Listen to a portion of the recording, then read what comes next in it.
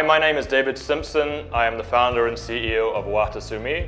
We are designing and building a biological technology for degrading industrial wastewater from the food and beverage industry.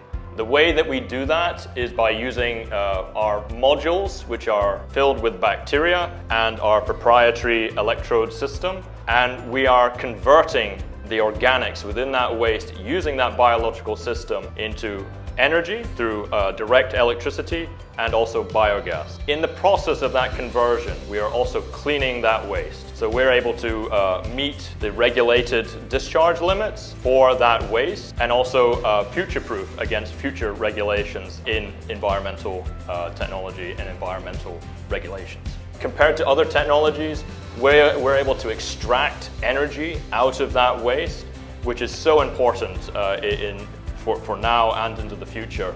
So Watasumi's advantages are that we've created this tool that can be used to treat all kinds of wastewater.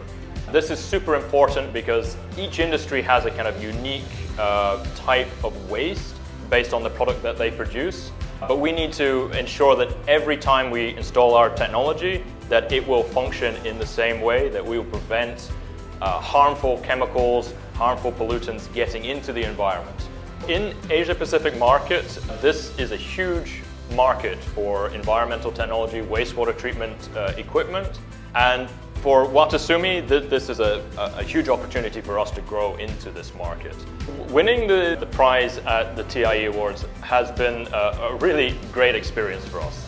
It's been really eye-opening for what is happening in Taiwan. I think it's extremely forward-thinking, and more international trade shows should be doing this. This, I feel, is the way that the world is going to go, and we need to start to think about this in the same way that they're thinking about this at the TIE Awards.